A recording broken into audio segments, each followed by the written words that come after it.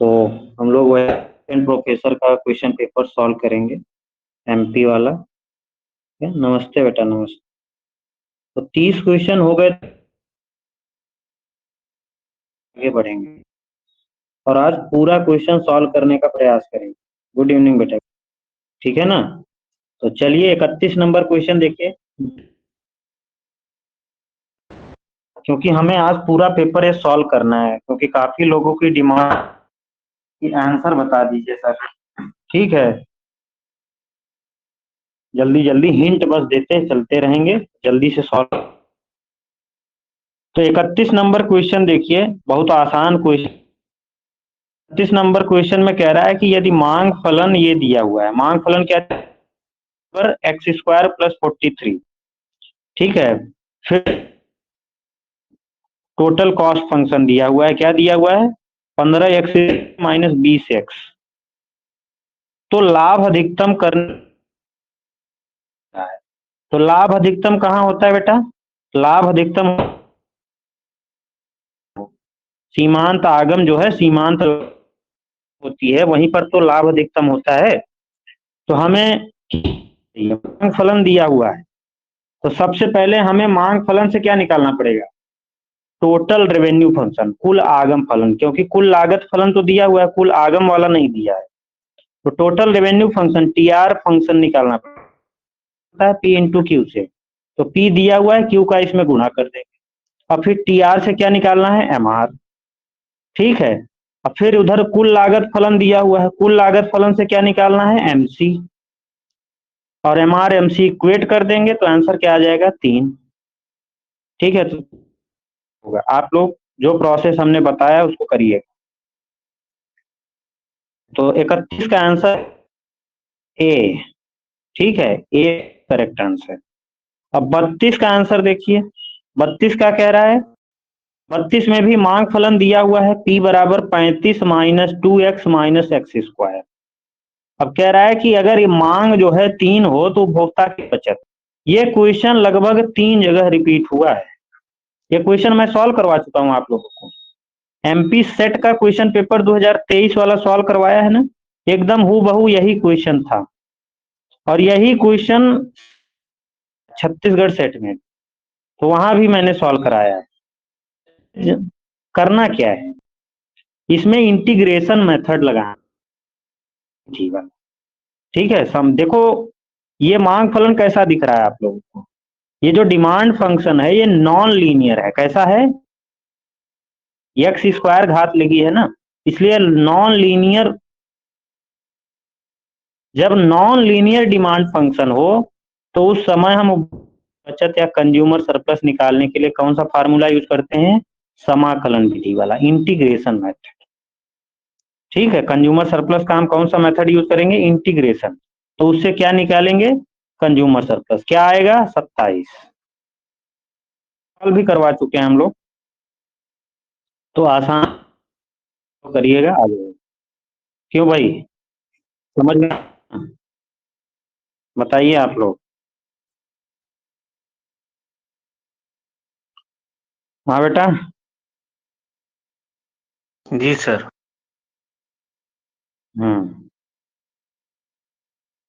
Good. अब 33 number question देखिए, तो बहुत आसान। आवश्यकता विहीनता का सिद्धांत किस अर्थ?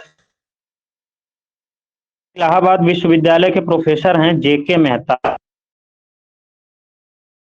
की एक अलग ही डेफिनेशन दे दी थी, उन्होंने। अगर एक व्यक्ति जो है अपनी आवश्यकता, कि हमारे पास सोर्सेस क्या हैं, हमारे पास जो उन आने के लिए जो संसाधन हैं, वो का मानना था कि हमें अपनी वांट्स को कम करते रहना चाहिए। अनुसार जो है अपनी वांट्स को कम करते, ताकि आवश्यकताएं भी कम हो जाएं और कम वांट्स। इसलिए ये परिभाषा किसने दी? इलाहाबाद विश्वविद्यालय के प्रोफेसर रहे हैं, इन्होंने ही ये परिभाषा दी थी। अब आइए, आ जाइए 34। 34 क्वेश्चन क्या कह रहा है? साख नियंत्रण हेतु अपनाई जाने वाली प्रत्यक्ष कार्यवाही की केंद्रीय बैंक डायरेक्ट एक्शन बैंक। क्यों भाई? साख का नियंत्रण करने के लिए गुणात्मक विधि हम लोग पढ़ के आ रहे हैं अभी मोनेट। साख नियंत्रण की गुणात्मक विधि एक होती है मात्रात्मक विधि। बैंक रेट, रेपो रेट, ये सब आते हैं, लेकिन ये सब क्या किस में आते हैं? गुणात्मक वाली। तो ए जो है इसका आंसर। 34 का क्या हो जाएगा? ए। नंबर देखिए, 35 नंबर क्वेश्चन कह रहा है रिजर्व बैंक ऑफ इंडिया द्वारा अपना कार्य प्रारंभ करने की तिथि। आरबीआई जो है अपना कार्य कब प्रारंभ किया था? जब उसकी स्थापना हुई थी 1 अप्रैल 1905। ठीक है, अभी हम लोग पढ़ के आ रहे हैं इसको, बैंक मनी वाला। 36 क्वेश्चन क्या कह रहा है? निम्नलिखित में से कौन सा नव प्रतिष्ठित सत्य है केवल विकास की बाधा संबंधी? थ्योरी, उसमें कौन सा सत्य है विकास की बाधा से? तो तकनीक है ना, तकनीक होनी चाहिए ना विकास के लिए। भाव लिखे तो ये करेक्ट आंसर। 37 क्वेश्चन देखिए, 37 नंबर क्वेश्चन है विकास की अभिष्ट दर, की प्राकृतिक दर तथा विकास की वास्तविक दर से कम, यानी वारंटेड ग्रोथ रेट यानी जीडब्ल्यू कम है किससे? जीएन और जीए से। ठीक है, वारंटेड ग्रोथ रेट कम है प्राकृतिक ग्रोथ रेट से और वास्तविक ग्रोथ रेट से। क्या होगा? संभावित आर्थिक परिणाम क्या हो सकते हैं? जल्दी बताइए। जीए का मतलब वास्तविक ग्रोथ रेट ज्यादा है, प्राकृतिक ग्रोथ रेट ज्यादा है वारंटेड से। डिमांड ज्यादा है, सप्लाई कम। भाई वास्तविक रेट ज्यादा होगी तो इसका मतलब लोगों के पास इनकम ज्यादा है, but supply warranted growth rate कम है, यानी जितनी आवश्यक उतना उत्पादन नहीं हो रहा है, सप्लाई कम है और डिमांड आएगा तो दीर्घकालीन मुद्रास्फीति की सिचुएशन होगी, है ना? बताते चलिए आप लोग। जी सर। 38 क्वेश्चन देखिए, भारत सरकार ने वर्ष में क्षेत्रीय ग्रामीण बैंक की स्थापना की थी। आरआरबी की स्थापना भारत सरकार कब करी थी भाई? 1975 1975 में क्षेत्रीय ग्रामीण बैंक की स्थापना की गई थी। 39 नंबर की स्थापना कब की गई? देखो यूनिट ट्रस्ट क्या जो है, अब देखो ये क्वेश्चन मुझे गड़बड़ थोड़ा सा लग रहा है। इसको आंसर 64 काफी लोगों ने लगाया होगा। देखो इंडिया की स्थापना तो 1963 में हुई थी, कार्य जो है प्रारंभ किया था 1964 में करना, लेकिन स्थापना से ही रिलेटेड क्वेश्चन, तो ये क्वेश्चन बहरहाल 1964 कार्य के हिसाब से 1964 मान सकते हैं, बट स्थापना में ही हुई थी इसकी। हमें लगता है हटने का सवाल है अगर कोई चैलेंज करेगा, क्योंकि इसमें कोई आंसर। ठीक है ना? चलिए 40 नंबर क्वेश्चन, बाजार में समायोजन का कारण क्या है? कारण है लेबर मार्केट में, मान लीजिए पीयू क्या कहते थे, अगर श्रम बाजार, क्लासिकल इकोनॉमिस्ट, अगर श्रम बाजार में लेबर मार्केट आ गया, असंतुलन आ गया, तो असंतुलन को दूर करने के लिए वो किसका सहारा लेते थे? मजदूर, मनी वेज फ्लेक्सिबिलिटी की बात करते थे। मजदूरी दरों में परिवर्तन करके श्रम बाजार में समायोजन किया जा सकता है, तो इसका आंसर क्या हो जाएगा? डी। ठीक है ना? द्वारा प्रस्तावित मध्यवर्ती तकनीक होगी। शुमाकर ने जो है मध्यवर्ती तकनीक श्रम गहन पूंजी बचतकारी, शुमाकर मध्यवर्ती तकनीक है वो श्रम गहन है और पूंजी, ठीक है, श्रम गहन और पूंजी बचतकारी, लेकिन है। देखो, श्रम गहन, पूंजी गहन, श्रम गहन, पूंजी गहन, दोनों श्रम गहन न तो पूंजी गहन, तो इसमें ए आंसर करेक्ट होगा। एक पार्ट है श्रम गहन, ठीक है, तो हम श्रम गहन को आंसर मान।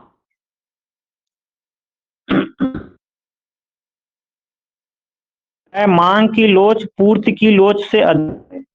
अगर मांग की लोच इलास्टिक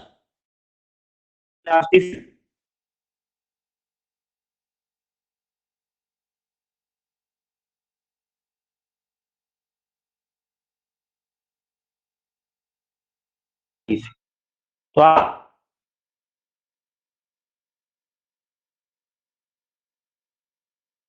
आप लोग, हाँ बेटा, आवाज आ रही है ना? कोई दिक्कत तो नहीं आ रही है?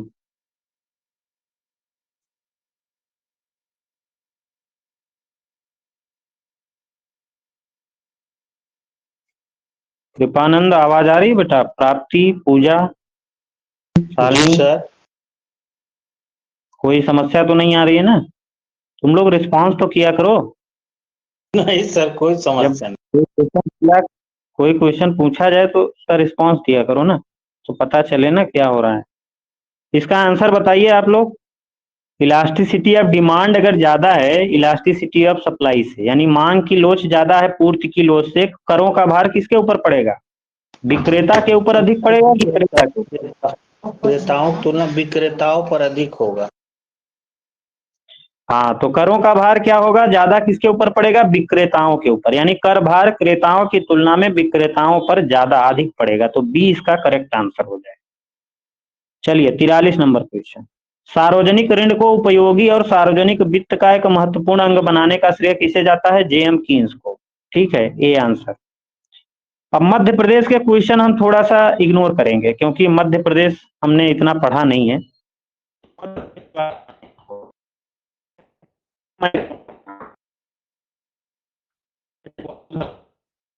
ये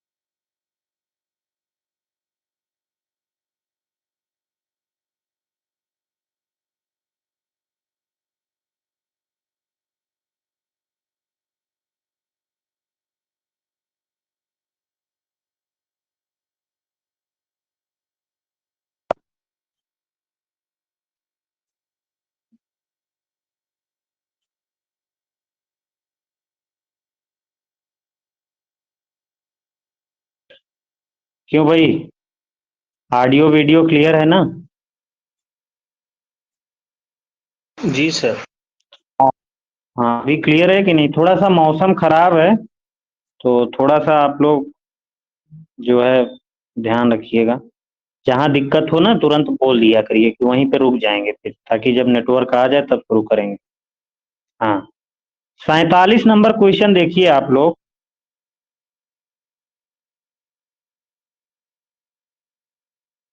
काम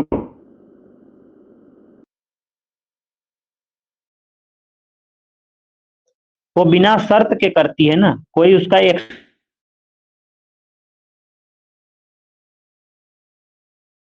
और बचत करने की इच्छा को कैसे प्रभावित करता है? वे काम करने और बचत करने की इच्छा को बढ़ाते हैं।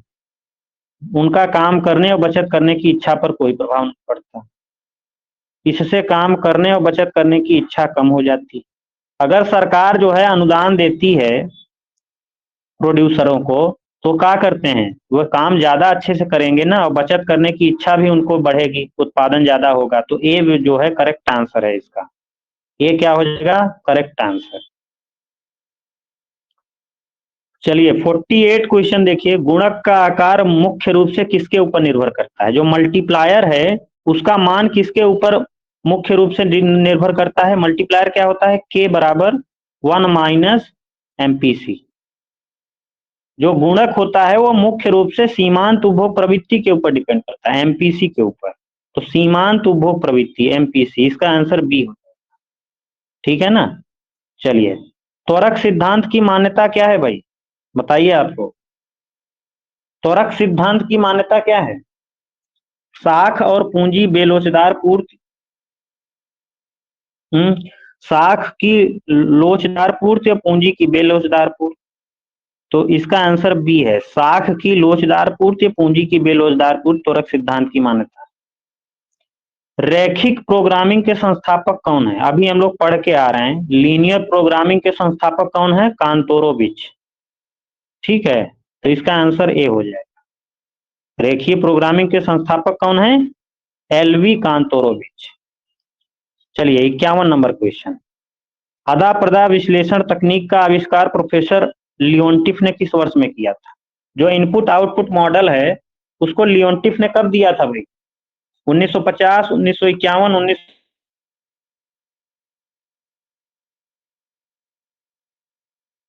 1951 में लियोनटिफ ने अपना इनपुट आउटपुट मॉडल दिया था। चलिए 52 पे आ जाइए, काई स्क्वायर परीक्षण की प्रक्रिया में निम्न में से किसे नहीं किया जाता? काई स्क्वायर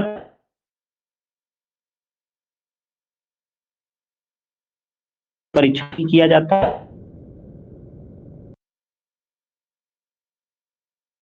गणना नहीं की जाती। तो इसका आंसर क्या हो जाएगा? ए विल बी करेक्ट आंसर। ठीक है ना? कौन नहीं पूछा है ना, तो नहीं कौन सा है? समांतर माध्य की गणना नहीं की जाती।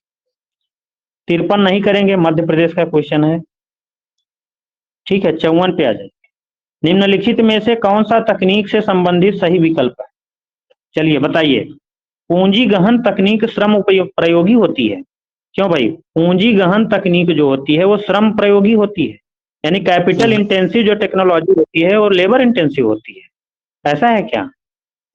नहीं, ये गलत है। दूसरा, श्रम गहन तकनीकी पूंजी प्रयोगी होती है, ये भी गलत है। लेबर इंटेंसिव जो है वो कैपिटल इंटेंसिव होती है। अगर लेबर इंटेंसिव हो गई तो कैपिटल इंटेंसिव कैसे हो जाती है? कैसे हो सकती है? नहीं हो सकती ना। सी क्या है? श्रम गहन तकनीक पूंजी बचतकारी होती है, एकदम सही। भाई लेबर इंटेंसिव टेक्नोलॉजी क्या होती है? श्रम गहन किसको बोलते हैं? ऐसी टेक्नोलॉजी जिसमें श्रम ज्यादा यूज, उसको बोलते हैं श्रम गहन। तो अगर आप श्रम ज्यादा यूज कर रहे हो, लेबर ज्यादा यूज कर रहे हो, तो इसका मतलब कैपिटल का सेव कर रहे हो ना, बचत कर रहे हो। तो ये वाला ऑप्शन एकदम करेक्ट है, श्रम गहन तकनीक पूंजी बचाती है। ठीक है, पहला वाले में क्या था? श्रम, दूसरे वाले में क्या था? श्रम गहन तकनीक पूंजी प्रयोगी होती है, पूंजी का उपयोग करती है, नहीं पूंजी बचाती है। तो सी जो है इसका करेक्ट आंसर हो जाएगा।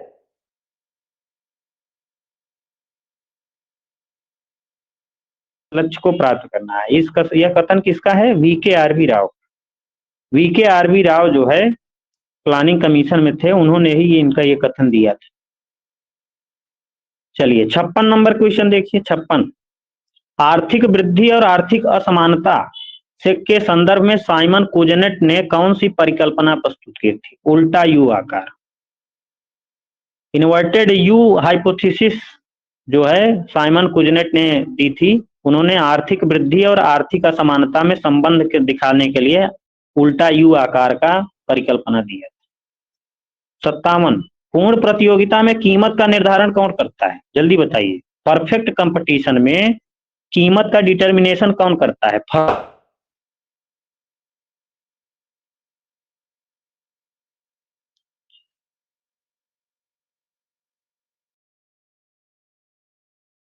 दोनों। क्यों भाई? कमेंट करो जल्दी जल्दी आंसर। उद्योग सर।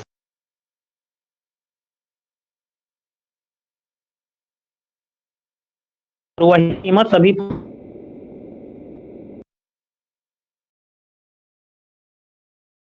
58,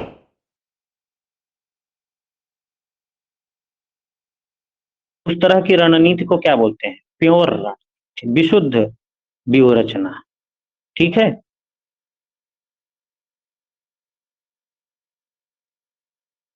क्या रहता है उस तरह की रणनीति को क्या बोलते हैं? प्योर स्ट्रेटजी, विशुद्ध व्यूह रचना। तो ये जो है करेक्ट आंसर। आभास लगान का फार्मूला क्या है, जल्दी जल्दी बताओ। आभास लगान Q बराबर क्या हो जाता है? Total cost minus total variable cost, कुल परिवर्तन। तो ये जो है आंसर हो जाएगा। 60 का क्वेश्चन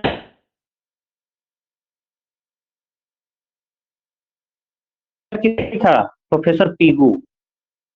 इकोनॉमिक्स ऑफ वेलफेयर किसने लिखा? पीगू, इसके राइटर। चलिए 61 नंबर क्वेश्चन दिखाइए। उपभोक्ता या तो वस्तु X खरीदता है या तो मौद्रिक आय को रखता है। इन स्थितियों में उपभोक्ता का साम में कहां होगा? उपभोक्ता का साम MUX बराबर PX पे होगा। 62 नंबर क्वेश्चन देखिए। आर्थिक वृद्धि की प्रक्रिया के द्वारा निर्धारित होती है। जो इकोनॉमिक ग्रोथ होती है वो आर्थिक और गैर आर्थिक दोनों चरों पर निर्भर करती है। आर्थिक और गैर आर्थिक दोनों कारकों से जो है आर्थिक वृद्धि की प्रक्रिया जो है निर्धारित होती है। छिपी हुई बेरोजगारी के संबंध में श्रम की सीमांत उत्पादकता क्या होती है? एग्रीकल्चर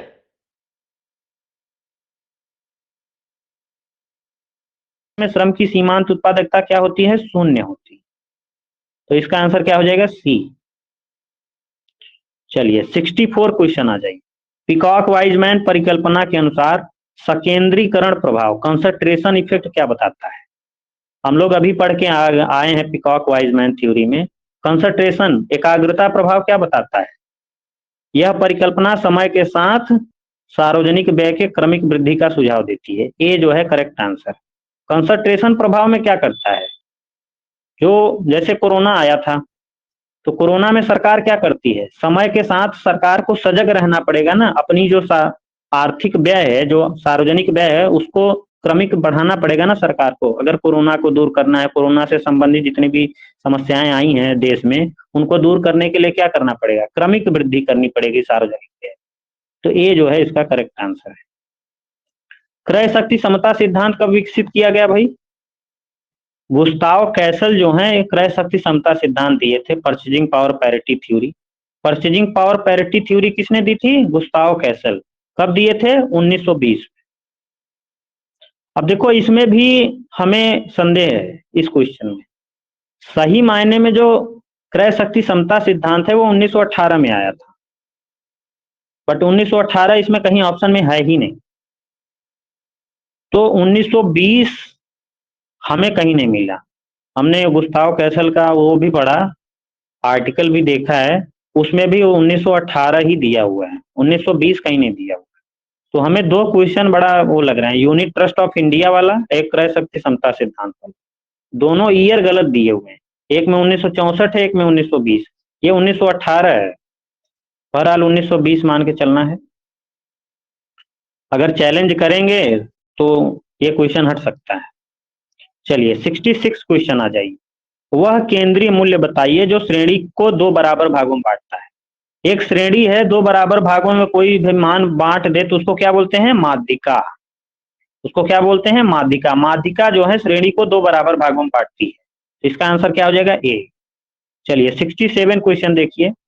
जेम्स टॉबिन द्वारा प्रस्तुत की गई पोर्टफोलियो शेष दृष्टिकोण विशेष रूप से बल देता है। जेम्स टॉबिन ने जो है पोर्टफोलियो अप्रोच दिया था। जेम्स टॉबिन कौन है? पोस्ट कीनीजियन है, कीन्स के बाद के अर्थशास्त्री हैं। कीन्स की जो लिक्विडिटी प्रेफरेंस थ्योरी नहीं आई थी, तरलता अधिमान का सिद्धांत, मुद्रा के मांग का सिद्धांत आया था जो, उसी की इन्होंने एक्सटेंशन किया था। कीन्स ने क्या बोला था? कीन्स ने बोला था कि एक आदमी जो होता है, एक जो निवेशक होता है, वो एक पोर्टफोलियो बनाता है और उस अपने पोर्टफोलियो में कीन्स कहते थे वो या तो बॉन्ड रखता है या कैश रखता है, यानी या बॉन्ड या नगद, दो ही चीज रखेगा, यानी या बॉन्ड या कैश, दोनों एक साथ नहीं रखेगा। लेकिन जेम्स टॉबिन भाई साहब आते हैं और कीन्स को चैलेंज करते हैं। कीन्स से कहते हैं नहीं, ऐसा नहीं है। एक निवेशक जो है वो अपने पोर्टफोलियो में थोड़ा बॉन्ड थोड़ा कैश दोनों एक साथ रखता है, और नहीं रखता, बॉन्ड या कैश नहीं रखता, बॉन्ड और कैश दोनों रखता है। ठीक है, तो जेम्स टॉबिन ने ये कहा। तो देखिए इसमें रखने की बात हो रही है, मुद्रा को रखने की बात हो रही है, पोर्टफोलियो में रखने की बात हो रही है। तो रखना संबंधी मुद्रा का कौन सा कार्य है? मुद्रा मूल्य के संचय का काम कर रही है। तो जेम्स टॉबिन द्वारा प्रस्तुत की गई पोर्टफोलियो शेष दृष्टिकोण विशेष रूप से बल देता है मुद्रा को एक विनिमय माध्यम के रूप में, नहीं, मुद्रा की मूल्य संचय के रूप में। तो बी जो है इसका करेक्ट आंसर हो जाएगा। ठीक है ना भाई? क्यों भाई, क्लियर है सभी को? जी सर।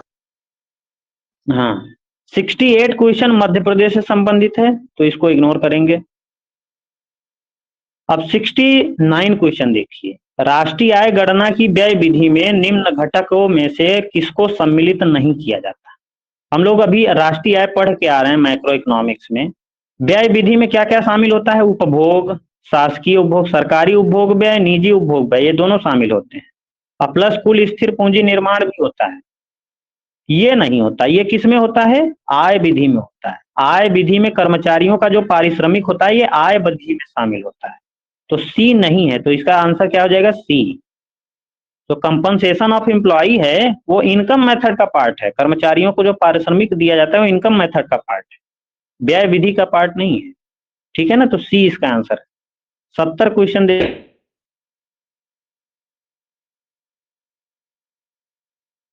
कारक लिखा है तो इसका आंसर मेरे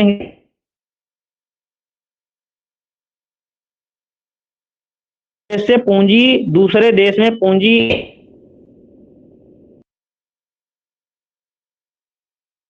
उनके मध्य अंतर है। मान लो भारत में ब्याज दर ज्यादा है अमेरिका से, तो क्या होगा?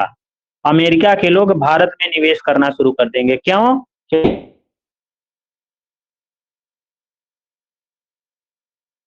निर्भर करता है। मोस्ट इंपॉर्टेंट फैक्टर कौन सा है? विभिन्न राष्ट्रों में वर्तमान ब्याज दरों के मध्य अंतर। ठीक है, तो देखो यहाँ पे मुख्य कारक पूछा है तो इसलिए मेरे हिसाब से ये मोस्ट अप्रोप्रिएट आंसर। बट ये सारे भी फैक्टर कहीं ना कहीं इन्वॉल्व हैं, बट मैं एक को ही लेके चलूंगा। ठीक है, देखते हैं फाइनल आंसर की आती है तो क्या मान के चलते हैं। एक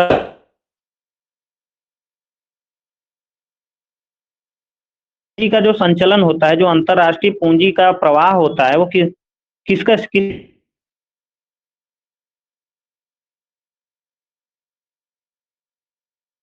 72 नंबर क्वेश्चन देखिए। विकास किस रूप में माना जाता है?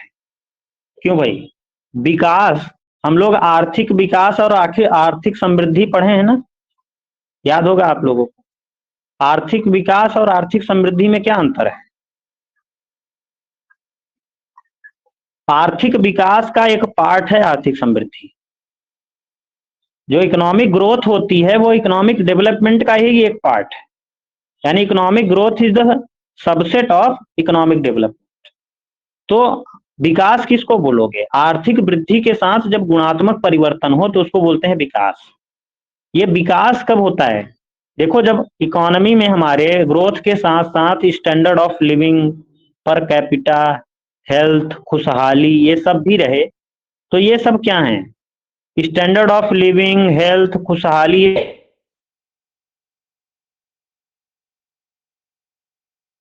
परिवर्तन भी हो तो उसको बोलते हैं विकास, इकोनॉमिक डेवलपमेंट बोलते हैं उसको। तो डी जो है इसका करेक्ट आंसर। 73 क्वेश्चन देखिए। कौटिल्य का कोष मूलो दंड सिद्धांत।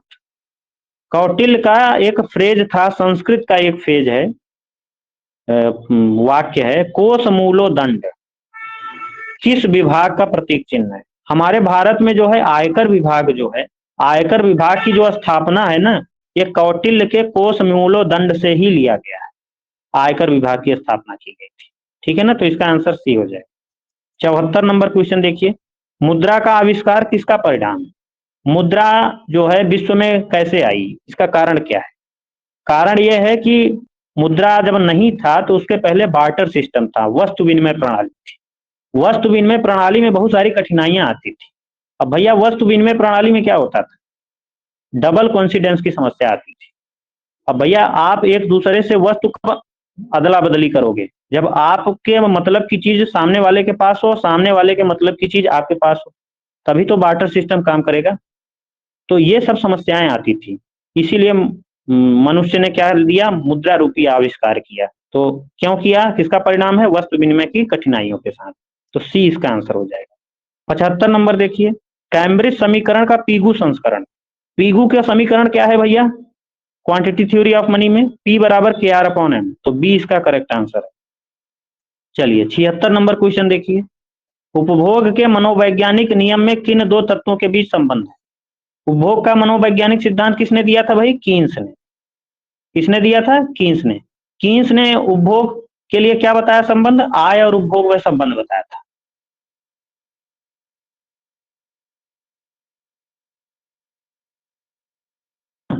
आय और बचत।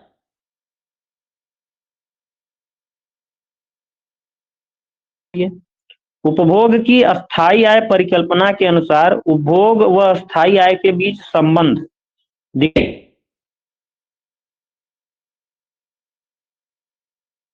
कंजन होता है वो परमानेंट,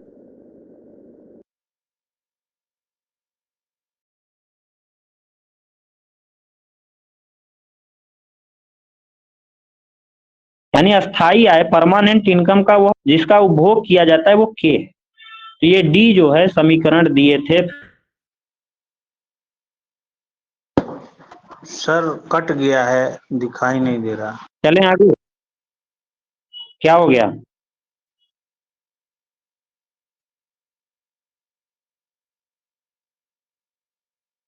सर ये डी वाला थोड़ा समझा दीजिए। हैं, ये 77 वाला थोड़ा समझा दीजिए। समझा रहे हैं समझा रहे हैं, सब लोग आ जाइए जल्दी जल्दी।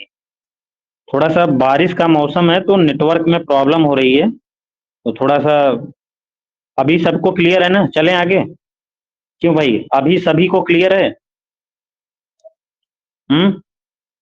शालिनी, हर्षिता बेटा क्लियर है, गुड। चलिए आगे बढ़ते हैं।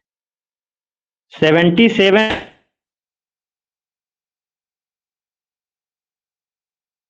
अस्थायी आय परिकल्पना किसने दिया था, मिल्टन फ्रीडमैन भाई।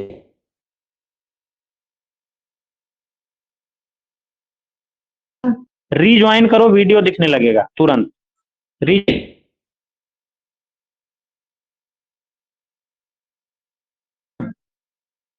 प्राप्ति, शालिनी,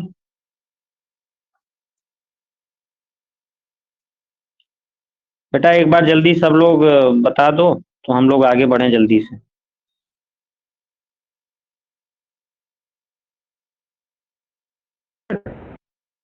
कुसुम,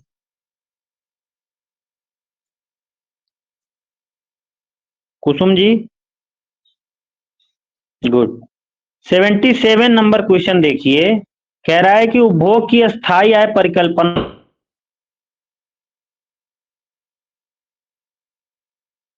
किसने दिया था,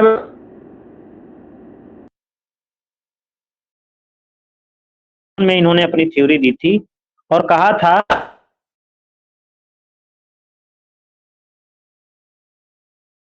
उपभोग होता है वो अस्थायी,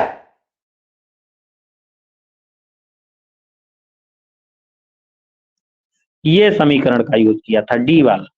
ये पी क्या है, परमानेंट,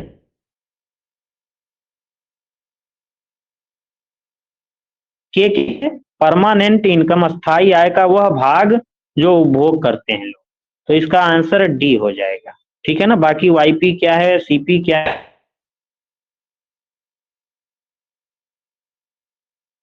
78 क्वेश्चन देखिए, आत्मनिर्भर भारत के अंतर्गत मदर फंड और डॉटर फंड निवेश से संबंधित है।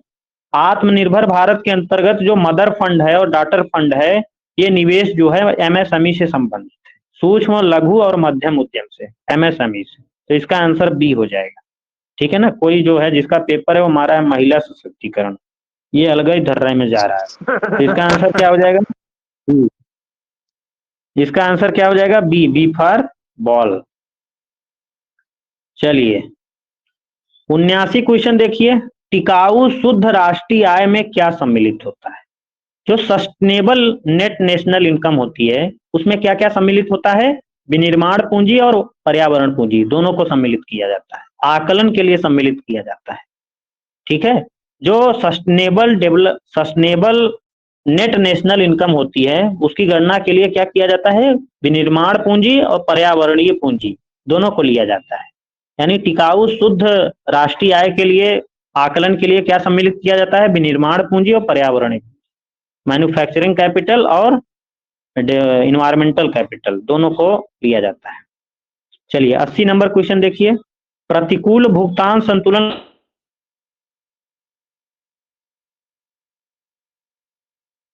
करके हम भुगतान संतुलन की जो प्रतिकूलता है उसको ठीक कर सकते हैं। तो मुद्रा का अवमूल्यन आंसर, डिवैल्यूएशन। चलिए 81 नंबर क्वेश्चन देखिए, भुगतान संतुलन की असाम्यता यानी प्रतिकूलता को ठीक करने के लिए निम्नलिखित में से कौन सा एक मौद्रिक उपायों में नहीं आता। तो जल्दी जल्दी बताइए आप लोग, भुगतान संतुलन को प्रतिकूलता को दूर करने के लिए मौद्रिक उपाय कौन कौन से हैं। मौद्रिक उपायों में कौन कौन से आते हैं, मुद्रा का अवमूल्यन, मुद्रा का संकुचन, ये सब आता है, ये दोनों पार्ट हैं। आयातों में कटौती ये पार्ट नहीं है मौद्रिक उपायों में। तो इसका आंसर क्या हो जाएगा, सी। ठीक है ना, क्यों भाई, इसका आंसर क्या हो जाएगा, सी, सी फॉर कैट। देखो साथ में इंग्लिश भी पढ़ रहे हैं हम।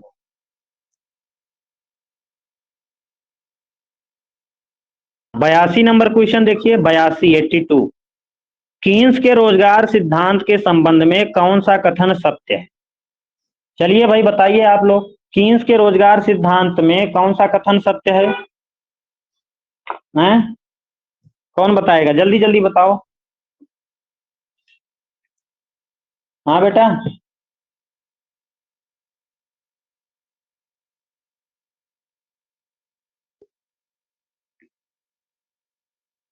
तो देखो 3 स्टेटमेंट दी हुई है, किसी देश के कुल आय उसके रोजगार पर निर्भर करता है। देखो ये स्टेटमेंट गलत है। कीन्स ने ये नहीं माना था कि जो किसी भी देश की जो आय होती है वो एम्प्लॉयमेंट का फंक्शन होती है, ये नहीं माना था कीन्स ने।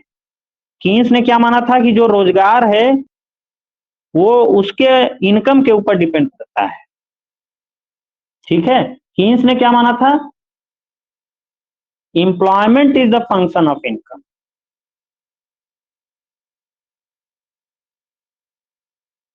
जो है वो आय के ऊपर निर्भर करता है, तो ये जस्ट अपोजिट लिखा है, तो ये जो पहला वाला गलत है। दूसरा वाला ऑप्शन, कुल रोजगार कुल समर्थ मांग पर निर्भर करता है, ये सही। कीन्स के अनुसार जो रोजगार है वो प्रभावी मांग के ऊपर डिपेंड करता है। ठीक है ना, तो ये इसका आंसर सही हो जाएगा। और इसमें दीर्घकाल, कीन्स दीर्घकाल की बात ही नहीं करते थे। चौथा, इसमें मुद्रा का उपयोग केवल विनिमय के माध्यम के रूप में किया जाता था। बताओ भाई, कीन्स जो है मुद्रा का उपयोग केवल विनिमय के लिए करते थे, ऐसा नहीं है। कीन्स ने अभी हम लोग पढ़ के आ रहे हैं लिक्विडिटी प्रेफरेंस थ्योरी, तरलता अधिमान सिद्धांत, मुद्रा के मांग का सिद्धांत। कीन्स बताते थे ना कि एक व्यक्ति जो है मुद्रा की मांग 3 उद्देश्य से करता है। कौन कौन से, एक प्रिकॉशन के लिए यानी एक लेन देन के लिए, एक पूर्वोपाय के लिए, पूर्वोपाय मतलब भाई भविष्य में कुछ प्रिकॉशन सुरक्षा के लिए हम लोग पैसा रखते हैं कि भविष्य में पैसा वैसा की जरूरत पड़ गई। तीसरा सट्टा के लिए। तो सट्टा उद्देश्य जो लेन देन उद्देश्य किस में आ जाएगा, विनिमय। भाई लेन देन हम कैसे करेंगे, मुद्रा क्यों रखेंगे, विनिमय के लिए, एक्सचेंज के लिए, तो विनिमय का माध्यम हो गया। अब पूर्वोपाय और सट्टा के लिए हम लोग क्या करते हैं, भैया पैसा रखते हैं ना, संचय करते हैं ना, तो 2 कार्य हो गए ना मुद्रा के कीन्स के अकॉर्डिंग। कौन कौन से, एक है संचय और एक विनिमय का माध्यम। लेकिन इसमें क्या दिया है, केवल विनिमय का माध्यम, तो ये भी गलत है। तो इसमें आंसर केवल 2 सही है, तो डी जो है करेक्ट आंसर है इसका। चलिए 83 क्वेश्चन देखिए, औसत उपभोग प्रवृत्ति का सूत्र क्या होता है। औसत उपभोग प्रवृत्ति क्या होती है, C/Y, यानी आय का कितना प्रपोर्शन हम उपभोग करते हैं वो क्या बताता है, औसतन कितना हम आय का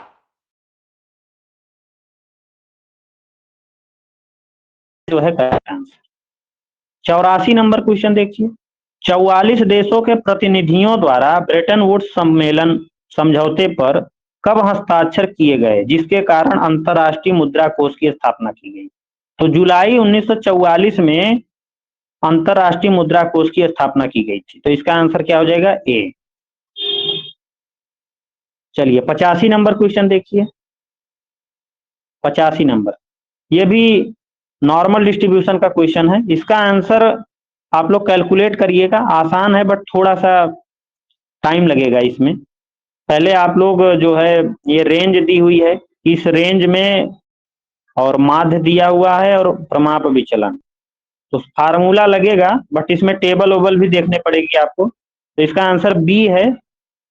ठीक है, आप लोग ट्राई करिएगा, अगर नहीं आ रहा है तो बताइएगा, मैं सोल्यूशन भेज दूंगा। 86, 86 का आंसर क्या है? राजकोषीय नीति के संदर्भ में क्राउडिंग आउट का अर्थ क्या है? संपार्श्विक क्षति क्या होती है? क्राउडिंग आउट क्या होता है भाई? सरकार अगर खर्चा बढ़ाती है तो सरकारी खर्चे से निजी निवेश में जो कमी आती है उसको बोलते हैं क्राउडिंग आउट, संपार्श्विक क्षति। तो ए जो है इसका करेक्ट आंसर। 86 का क्या हो जाएगा? ए। 87 पे आ जाइए। राजकोषीय पारदर्शिता बढ़ाने के लिए केंद्रीय बजट में पेश किए गए प्रमुख सुधारों में से एक क्या है? राजकोषीय पारदर्शिता बढ़ाने के लिए सरकार ने जो प्लान्ड और गैर प्लान्ड वर्गीकरण नहीं करती थी व्ययों का, उसको हटा दी।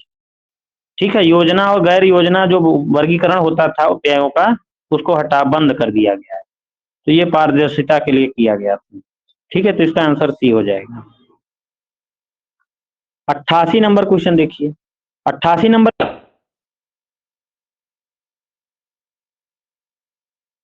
उसकी कीमत में परिवर्तन के कारण होता है तो उसको क्या बोलते हैं? मांग की क्रॉस लोच, मांग की आड़ी लोच उसको बोलते हैं। ठीक है, तो इसका आंसर क्या हो जाएगा? बी। देखो कितना आसान क्वेश्चन आया है। क्यों भाई, आसान है कि नहीं? बताओ। अब इससे आसान क्या हो सकता है? बहुत आसान पेपर आया। चलिए 89 नंबर क्वेश्चन देखिए। 89 नंबर क्वेश्चन क्या कह रहा है? ये भी मध्य प्रदेश का है, लेकिन ये वाला बता देता हूं। भारत में नहीं, ये भारत का है। हाँ, भारत का है ये। भारत में वर्ष 2021-22 में प्रति हेक्टेयर कपास की उपज क्या थी? 21-22 में प्रति हेक्टेयर कपास की उपज थी 445 प्रति हेक्टेयर। ठीक है, तो इसका आंसर क्या है? सी। 89 का सी। 90 का क्या हो जाएगा? भारत में वित्त वर्ष 2020 में समग्र सकल मूल्य संवर्धन जीवीए में एमएसएमई क्षेत्र का योगदान कितना था? 30.5%। 91, किस प्रकार का सार्वजनिक व्यय सामाजिक कल्याण को बढ़ावा देता है और आय वितरण में सुधार करता है? सामाजिक सेवाएं और जैसे स्वास्थ्य और शिक्षा। ठीक है। 92 क्वेश्चन, सहसंबंध गुणांक और प्रतिगमन गुणांकों के बीच संबंध है ये।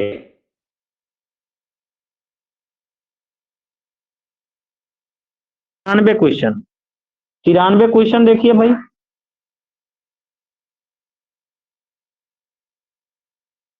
विशेषताएं दी हुई हैं।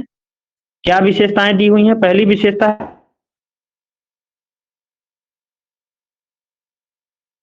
वक्र जो होता है ये खंडित नहीं होता, अखंडित होता है। ठीक है, कॉन्टिन्यूअस होता है। तो पहला वाला गलत है। दूसरा, माध्य विचलन प्रमाप विचलन का 4/5 होता है। कल एक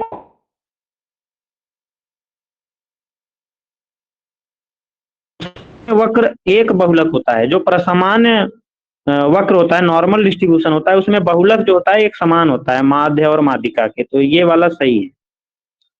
ठीक है ना। और प्रसामान्य वक्र का विस्तार दोनों दिशाओं में सीमित होता है, नहीं असीमित होता है। तो ये भी गलत है। तो आंसर क्या है? 2/3।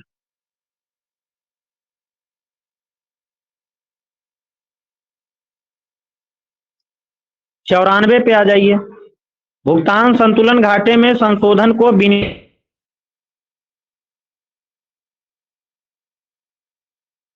बताओ भाई। भुगतान संतुलन घाटे में संशोधन को अवमूल्यन के द्वारा समायोजन किया जा रहा है। भुगतान संतुलन में जो घाटा है उसको उसका समायोजन अवमूल्यन के द्वारा किया जा रहा है, तो उसको क्या बोलते हैं? कीमत प्रभाव। क्योंकि उससे कीमतों में परिवर्तन होता है ना, निर्यात और आयात की वस्तुओं की कीमतों में परिवर्तन होता है, तो उसके वजह से निर्यात हमारा बढ़ने लगता है, आयात कम होने लगता है, तो उसको बोलते हैं कीमत प्रभाव। ठीक है, तो इसका आंसर क्या हो जाएगा? सी। 95 क्वेश्चन देखिए। निम्न में से सार्वजनिक वस्तुओं की विशेषता क्या है? सार्वजनिक वस्तु की विशेषता क्या है कि वो जो है गैर प्रतिस्पर्धात्मक और गैर अपर्जनीय होती है, नॉन राइवल और नॉन एक्सक्लूडेबल होती है। ठीक है ना, तो इसका बी आंसर हो जाएगा। अब ये क्या है? हाँ 96 देखिए, वर्ष 2022-23 में भारत की प्रति व्यक्ति आय स्थिर कीमतों पर वार्षिक वृद्धि दर कितनी थी? 5.5%। ठीक है, 97 ये मध्य प्रदेश का है, तो इसको देख लीजिएगा आप लोग। 98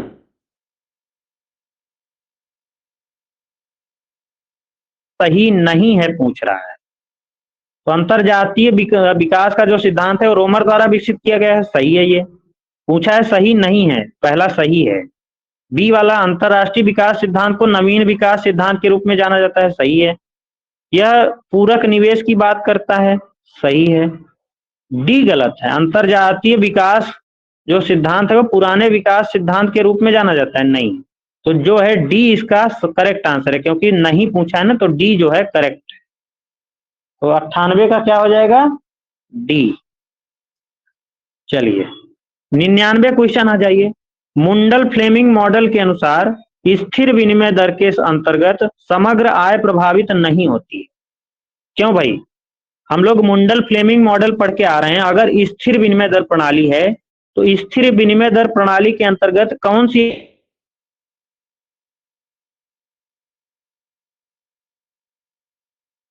जीडीपी पर कोई प्रभाव नहीं पड़ता? क्यों भाई? कौन सी नीति थी? मौद्रिक नीति। मॉनेटरी पॉलिसी का स्थिर विनिमय दर के अंतर्गत कोई प्रभाव नहीं पड़ता, तो इसका आंसर क्या हो जाएगा? मौद्रिक नीति। ए 99 का क्या हो जाएगा? ए। आईएसएलएम मॉडल का प्रतिपादन किसने किया था भाई? आईएसएलएम का जो मॉडल है उसका प्रतिपादन किसने किया था? हिक्स और हैंसन। डी इसका करेक्ट आंसर। भारत का प्रथम पंचवर्षीय योजना किसके सिद्धांत पर आधारित था? हैरट डोमर मॉडल पर आधारित था। 102 पीसी महालनोबिस के 4 क्षेत्रीय मॉडल में किन 4 क्षेत्रों को चुना गया था? क्यों भाई? पीसी महालनोबिस का जो 4 क्षेत्रीय मॉडल था उसमें 4 क्षेत्र कौन कौन से थे? पूंजीगत क्षेत्र, उपभोक्ता वस्तुओं, घरेलू उपभोग, वस्तु का उत्पादन क्षेत्र और कृषि एवं सेवा उत्पादित क्षेत्र। तो ये 4 क्षेत्र थे। इसका आंसर बी है। मुद्रा की पूर्ति के निर्धारक तत्व हैं, यानी जो मनी सप्लाई है उसके निर्धारक कौन कौन से हैं भाई? हैं? साख मुद्रा का प्रभाव, मुद्रा की गति, नगद कोष, तीनों है। कौन सा समग्र मुद्रा संसाधन के रूप में जाना जाता है? M3। AMR aggregate monetary resource के रूप में किसको जाना जाता है? M3 को। 105 निम्नलिखित में से कौन सा मुद्रा अपस्फीति की स्थिति को इंगित करता है? क्यों भाई? अपस्फीति में क्या होता है? डिफ्लेशन में क्या होता है? कीमतें गिरने लगती हैं। कीमतें गिरने लगती हैं। कीमतें गिरने का मतलब क्या है? वास्तविक आय हमारी गिरने लगती है, परचेजिंग पावर हमारी कम बढ़ने लगती है कि कम होने लगती है? परचेजिंग पावर हमारी बढ़ने लगती है, क्योंकि कीमतें गिरने लगती हैं। जबकि मौद्रिक आय क्या होती है? स्थिर रहती है और उत्पादन में कमी होने लगती है। तो इसका आंसर क्या हो जाएगा? बी। B for ball. चलिए इसमें आ जाइए 106 में। भारत में 2021-22 में औद्योगिक संगठक के किस क्षेत्र में मौद्रिक सकल मूल्य वृद्धि में सर्वाधिक योगदान दिया? कौन सा है? खनन और उत्खनन। अब ये आ जाइए, ये क्वेश्चन बहुत ही इंटरेस्टिंग। 107 नंबर। निम्न में से कौन सा राष्ट्रीय जनसंख्या नीति 2000 में मध्यवर्ती लक्ष्य है? तो देखो, जो जनसंख्या नीति 2000 थी उसमें 3 तरह के लक्ष्य थे। एक था अल्पकालिक, एक था मध्यवर्ती, एक होता है दीर्घकालिक। तो मध्यवर्ती जो लक्ष्य था वो क्या था भाई? बताओ भाई। मध्यवर्ती जो लक्ष्य था वो था कुल प्रजनन दर को नीचे ला करके 2010 तक पुनर्स्थापना दर स्तर तक पहुंचाना। पुनर्स्थापना स्तर क्या था? 2.1 स्तर तक लाना था। यानी जो टोटल फर्टिलिटी रेट नहीं होती टीएफआर को 2010 तक 2.1 तक लाना था, मध्यवर्ती लक्ष्य। तो इसका आंसर क्या हो जाएगा? बी। ठीक है ना। अब 108 नंबर क्वेश्चन आ जाइए। 108 कह रहा है कुल उपयोगिता फलन दिया हुआ है, कुल उपयोगिता फलन दिया हुआ है, सीमांत उपयोगिता पूछ रहा है। कुल उपयोगिता फलन क्या दिया हुआ है, 5x² प्लस 10x और प्लस 2। तो TU ये दिया हुआ है, MU कैसे निकालोगे, अवकलन कर दो। तो 10x प्लस 10, 10x प्लस 10 कहाँ है, सी आंसर करेक्ट हो जाए। 109 क्वेश्चन मध्य प्रदेश से है, तो इसको देख लीजिएगा आप लोग, ये भी मध्य प्रदेश से है, ये अपने भारत का है। 2022-23 के आर्थिक सर्वेक्षण के अनुसार 18-19 से लेकर के 20 से 21 तक बेरोजगारी में कितने प्रतिशत की गिरावट हुई थी। क्यों भाई, 22-23 के आर्थिक सर्वेक्षण के अनुसार भारत में 18-19 से 20-21 तक के बीच में बेरोजगारी में कितनी गिरावट हुई थी भाई, हैं 5.8 से 4.2 हो गई थी। तो सी इसका करेक्ट आंसर। 112 कौन सा ग्रामीण विकास विभाग का प्रमुख कार्यक्रम नहीं है, आयुष्मान भारत योजना, मनरेगा, प्रधानमंत्री ग्राम सड़क योजना, प्रधानमंत्री आवास योजना, ये सब ग्रामीण विकास विभाग के पार्ट में है, लेकिन आयुष्मान भारत योजना ये विभाग का कार्यक्रम नहीं है। ठीक है, तो नहीं है पूछा है ना, तो ये आंसर सही है। 2022-23 के आर्थिक सर्वेक्षण के अनुसार भारत विश्व का 5वीं सबसे बड़ी अर्थव्यवस्था बन गया है। ठीक है, तो बी इसका आंसर। 114 चयनित शाख नियंत्रण, देखो ये सब अभी हम लोग पढ़ के आए हैं।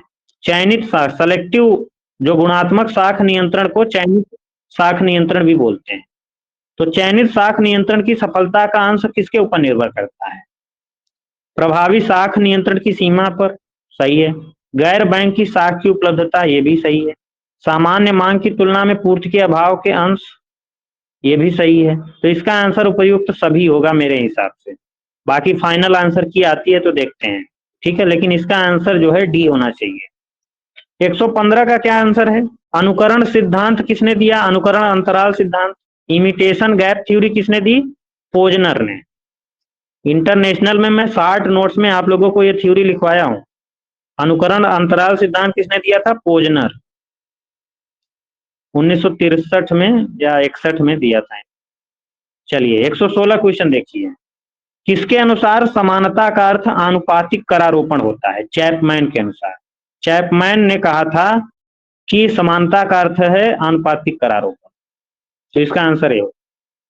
जीएसटी के मार्गदर्शक सिद्धांत किस नियम अधिनियम पर आधारित है, अभी हम लोग पढ़ के आ रहे हैं जीएसटी। जीएसटी किस अधिनियम पर आधारित है भाई, जल्दी बताओ। जीएसटी 101वां संविधान संशोधन अधिनियम 2016 के आधार पर आधारित। अधिनियम कौन था, 101वां, और बिल कौन था, 122वां। तो ये ध्यान में रखना है, देखो यहीं से क्वेश्चन आ गया। तो इसका आंसर क्या है, ए। 118 रोमर के अंतरजात विकास मॉडल के अंतर्गत ज्ञान के बारे में प्राथमिक मान्यता क्या है, कि ज्ञान निवेश का एक साइड प्रोडक्ट है।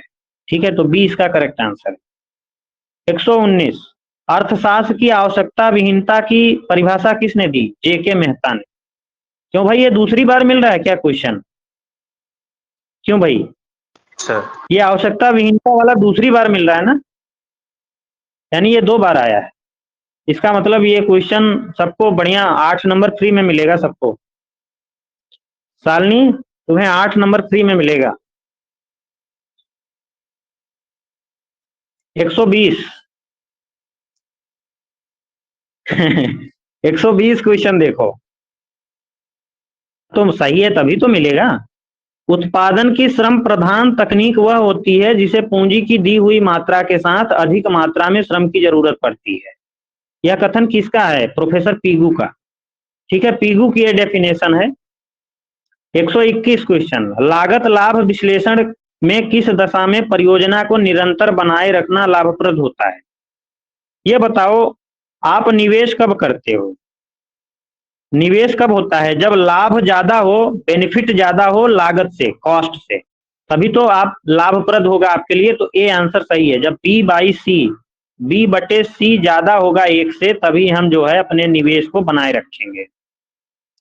चलिए 122 देखिए, 122 क्या कह रहा है, किसने कहा मुद्रास्फीति हमेशा एवं सब जगह एक मौद्रिक अवधारणा? Milton Friedman. मिल्टन फ्रीडमैन का कहना था कि जो मुद्रास्फीति होती है वो हमेशा मौद्रिक अवधारणा उसकी होती है। 123 पे आ जाइए। बहुआयामी गरीबी सूचकांक पर यूएनडीपी की 2022 रिपोर्ट के अनुसार भारत में कितने बहुआयामी गरीब हैं? 16.4%। ये जो है करेक्ट आंसर। पूर्ति अपनी मांग स्वयं उत्पन्न करती है, यह कथन किसका है? जेबी से का। देखो कितना आसान क्वेश्चन आया। Supply creates its own demand किसका कॉन्सेप्ट है? जेबी से का। सप्लाई जो है अपनी मांग स्वयं सृजित होती है। ये मध्य प्रदेश का क्वेश्चन है। 126 पे आ जाइए। क्रय शक्ति समता सिद्धांत का प्रतिपादन किसने किया? गुस्ताव कैसिल। ये जो है करेक्ट आंसर। चलिए इस पे आ जाइए। वकील और ब्रह्मानंद के द्वारा जो रचित मजदूरी वस्तु सिद्धांत, जो वेतन वस्तु विकास रणनीति थी, किसका विस्तार है? नक्सियन थीसिस का। जो नक्स अर्थशास्त्री नहीं है, उन्हीं की थीसिस का विस्तार है ये वकील और ब्रह्मानंद का जो बेस गुड मॉडल था, मजदूरी और वस्तु मॉडल, वो नक्स के सिद्धांत पर आधारित थीसिस का विस्तार है। तो इसका आंसर ए हो जाए। न्यासवाद का सिद्धांत किसने दिया था? महात्मा गांधी ने। 129 भारत के 16वें वित्त आयोग के अध्यक्ष कौन है? अरविंद पनगड़िया। अभी 16वें वित्त आयोग के अध्यक्ष के कुछ ही दिन पहले जो है घोषणा की गई थी, तो उसके कौन थे? अरविंद पनगड़िया। 130 क्वेश्चन। नए एचडीआई रैंक जिले 2010 में आरंभ किया गया। प्रत्येक देश को 0 और 1 के बीच में रखा गया है। यह किस पर निर्भर करता है? एचडीआई का वो है आयाम पूछ रहा है। तो एचडीआई का आयाम क्या है? जीवन स्तर, ज्ञान और विशिष्ट जीवन स्तर। स्वास्थ्य, जीवन और ज्ञान और जीवन स्तर। तो इसका आंसर डी हो जाए। ठीक है, दीर्घ और स्वस्थ जीवन और ज्ञान और शिष्ट जीवन स्तर, यानी हेल्थ और नॉलेज और स्टैंडर्ड ऑफ लिविंग। 131 पे आ जाइए। राज्य सरकार की आय का प्रमुख स्रोत क्या है? क्यों भाई? राज्य सरकार की आय का प्रमुख स्रोत क्या है? भू राजस्व कर। ठीक है, भू राजस्व कर प्रमुख स्रोत। 132 पे आइए। पूंजी बाजार का हिस्सा कौन है? कैपिटल मार्केट में क्या आता है? स्टॉक मार्केट कैपिटल मार्केट का पार्ट है। ठीक है, तो सी इसका करेक्ट आंसर है। बाकी हम लोग अभी मनी मार्केट मुद्रा बाजार पढ़ के आ रहे हैं ना। Call money market, treasury bill, commercial bill, ये सब किसके पार्ट है? मुद्रा बाजार। स्टॉक मार्केट जो है पूंजी बाजार का पार्ट है। तो इसका आंसर क्या हो जाएगा? सी। वर्तमान में भारत में कृषि उत्पादन सूचकांक का आधार वर्ष क्या है? 2007-8। ये जो है करेक्ट आंसर है। बहुगुणी रैखिक प्रतिगमन में से कौन से चर होते हैं? जो मल्टीपल लीनियर रिग्रेशन मॉडल होता है, बहुगुणी रैखिक प्रतिगमन मॉडल होता है, उसमें एक आश्रित चर होता है और एक से अधिक स्वतंत्र चर होते हैं। तो इसका आंसर सी हो जाएगा। प्रतिष्ठित बहुचरीय रेखीय प्रतिगमन मॉडल के अंतर्गत मैट्रिक्स संकेतों में निर्धारण गुणांक। अब देखो यहाँ पे मैट्रिक्स फॉर्म में निर्धारण गुणांक का सूत्र पूछ रहा है, यानी कोफिशिएंट ऑफ डिटर्मिनेशन का। तो मैट्रिक्स फॉर्म में कोफिशिएंट ऑफ डिटर्मिनेशन का फार्मूला क्या है भाई? मैट्रिक्स फॉर्म में कोफिशिएंट ऑफ डिटर्मिनेशन का जो फार्मूला है, बीटा कैप ट्रांसपोज। ठीक है, बीटा कैप ट्रांसपोज, ये है बी वाला सही है। Beta cap transpose X transpose Y minus N Y bar का square whole divided by Y transpose Y minus N Y bar का स्क्वायर। तो ये जो है निर्धारण गुणांक का फार्मूला है, किसके रूप में? मैट्रिक्स संकेतों के। इसको हम पढ़ाएंगे अभी जल्द। मैट्रिक्स फॉर्म वाला भी आप लोगों को नहीं बताया है, इसको बताऊंगा कैसे आएगा। ठीक है, थोड़ा सा लंबा है बट आसान है, एक बार समझ लोगे तो आ जाएगा। तो इसका आंसर बी। चलिए, ये 136 मध्य प्रदेश का है। 137 नंबर क्वेश्चन पढ़ाया हुआ है। प्रतिष्ठित सिद्धांत में पूर्ण रोजगार का तर्क किस मान्यता पर आधारित है? जो क्लासिकल थ्योरी है वो मान करके क्या चलती थी कि जो मौद्रिक मजदूरी होती है और वास्तविक मजदूरी होती है, उसके मध्य क्या होता है? प्रत्यक्ष और आनुपातिक संबंध होता है। तो इसका आंसर क्या हो जाएगा? सी। यानी मनी वेज और रियल वेज क्या होती हैं? डायरेक्ट और प्रोपोर्शनल रिलेशनशिप होता है अकॉर्डिंग टू क्लासिकल इकोनॉमिस्ट। खेल सिद्धांत को किस बाजार की समस्याओं के समाधान में प्रयोग किया जाता है? खेल सिद्धांत जनरली कब आया? ओलिगोपोली मार्केट से स्टार्ट होता है। और जो अल्पाधिकार बाजार है, इसी के समाधान के लिए खेल सिद्धांत का उपयोग किया जाता है। बिक्री अधिकतमीकरण मॉडल किसने दिया था? सेल्स मैक्सिमाइजेशन थ्योरी किसने दी थी? बॉमल ने। राशिपातन दो बाजारों के बीच मूल्य विभेद का काम करता है, कौन कहा? बाइनर ने। वास्तविक लागत व्यापार की शर्त किसने विकसित की? वाइनर ने। ठीक है ना? हाँ। आर्थिक सर्वेक्षण 2022-23 के अनुसार सरकार की कौन सी एक विशिष्ट योजना निर्यात को सुविधाजनक और प्रोत्साहित नहीं कर रही? तो ये तीनों तो कर रही हैं, ये नहीं कर रहे। जिला आयात केंद्र के आयात करके भैया कौन से हम निर्यात को प्रोत्साहित करेंगे? तो इसका आंसर क्या हो जाएगा? ये वाला। कौन सा नहीं है? जिले आयात केंद्र के रूप। 143 आर्थिक सर्वेक्षण 2022-23 के अनुसार वित्तीय वर्ष 2023 में भारत की आर्थिक वृद्धि का नेतृत्व मुख्य रूप से किया गया निजी उपभोग और पूंजी निर्माण द्वारा। ठीक है, तो ये आंसर करेक्ट है। उद्देश्य फलन दिया हुआ है, ये को अधिकतम करने के लिए विभिन्न संभव हल दिए हुए हैं। एक्स और वाई का देखो, x1 0, x2 18, x1 10, x2 15, x1 20, x2 0।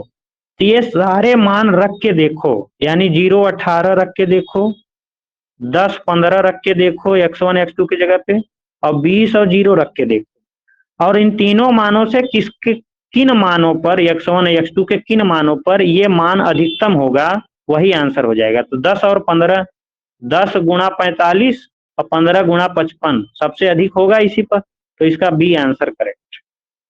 ठीक है ना? चलिए, ये तो मध्य प्रदेश का है। 146 आज अंतरराष्ट्रीय व्यापार को विकासशील देशों के आर्थिक विकास में बाधक माना जाता है। ये किसने कहा था? गुनार मिल्डर। तो इसका आंसर क्या है? ए। अर्थशास्त्र के रचयिता कौन है भैया? कौटिल्य।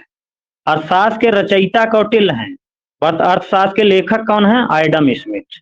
तो इसका आंसर क्या हो जाएगा? कौटिल्य। कीन्स के अनुसार समग्र मांग फलन निर्भर करता है उपभोग फलन और अर्थशास्त्र ग्रंथ के रचयिता कौन है सर? यही है, कौटिल्य। ठीक है जी सर। देखो, कीन्स के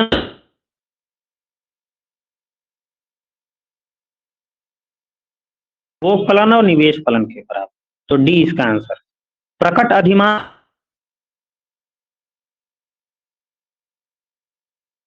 समता और गरीबी अंतर संबंधित किस संबंध से विकसित किया गया?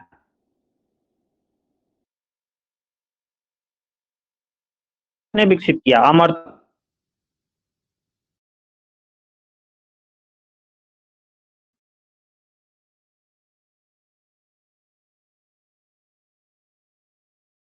आया सभी क्वेश्चन पेपर तो